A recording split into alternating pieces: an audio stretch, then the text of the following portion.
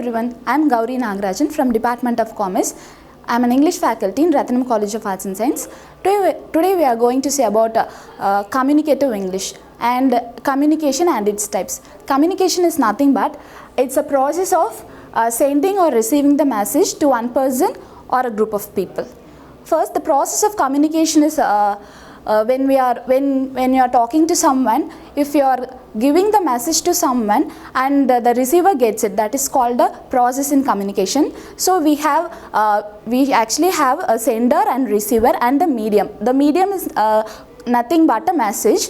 When a sender sends a message like a WhatsApping, so imagine if you are WhatsApping to someone, if you are giving a message to someone, it gets a double tick, that is called sending. Sending means decoding and also a encode. Sending means an encoding, and if the information delivers to a person, that is called a decoding. So sending a message to the receiver and the receiver gets it. When a message delivers to a receiver, that is called a decoding, and if you get back to the reply, that is called a feedback. So if you are getting a feedback, that is a reply. So that if you are having a successful communication, you will get the feedback, that is called a reply. So next.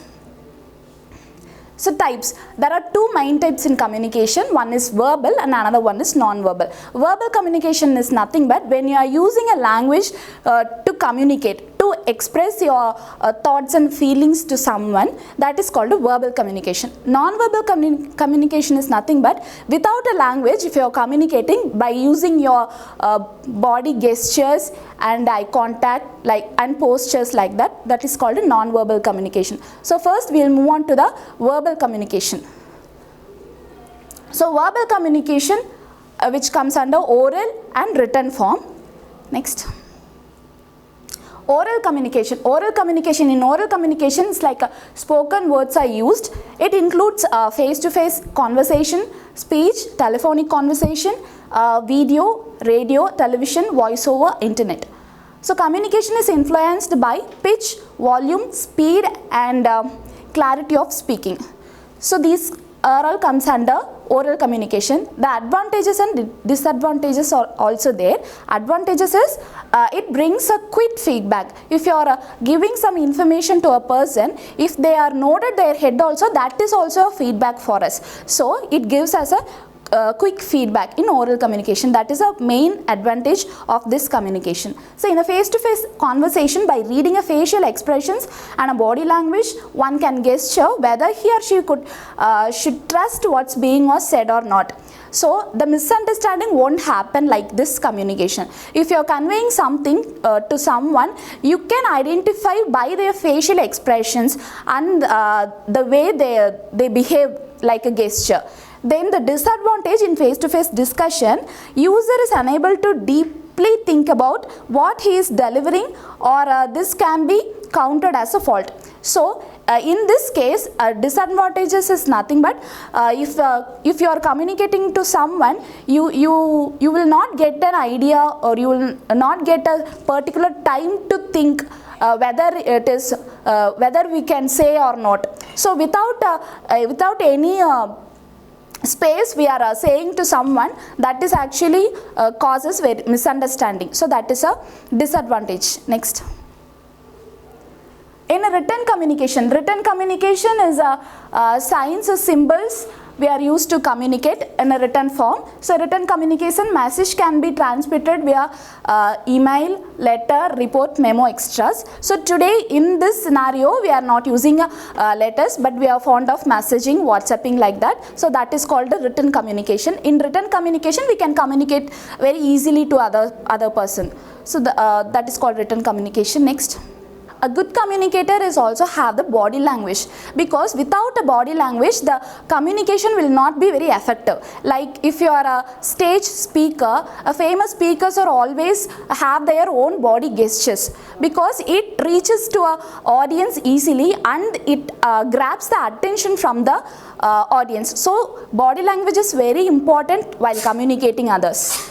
So non-verbal communication has following three elements.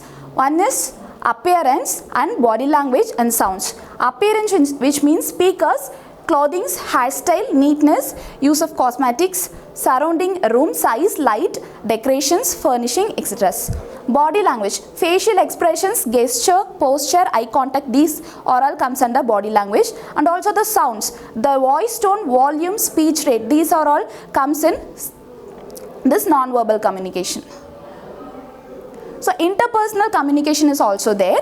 Interpersonal communication is nothing but is a communication between two people but can involve more informal conversation. Examples when you are talking to your friends, a teacher and student discussing an assignment, a patient and doctor discussing a treatment, a manager and a potential employee during an interview. So this interpersonal communication is you can communicate your another opposite person in an informal way, that is called interpersonal communication. So we have seen about what is communication and the types of communication and what are all the two types, the verbal and non-verbal, and the verbal communication comes under oral communication and written communication, and the non-verbal communication is like a body language, gesture, eye contact and posture. So do you know the meaning of posture? Posture means nothing but, I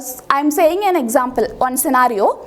If a child is doing some nasty things in the house, if his or her mom is working in a kitchen, after they are coming, if they wants to convey something to the child in a non-verbal way, means they will stare at the child, they will like this. So that is called a posture. So while posture also we can communicate non-verbally. One gesture means without any language you are using hi and bye to the another person or friends in a distance, that is called a gesture. What is meant by eye contact? So while you are seeing someone's eyes, you can identify what are all the things in his mind. So that is called an eye contact. Then also body language. Body language is nothing but by using all your facial expressions and eye contact, everything comes under the body language. So this is called non-verbal communication. And also the process of communication. How will you process? You should have sender and receiver and the medium. And sender sends some message, that is called encoding. Then the medium is a message. Then the message delivered to a person. When the receiver gets it, that is called a decoding. So this is actually a process of a communication. So that's it. Thank you.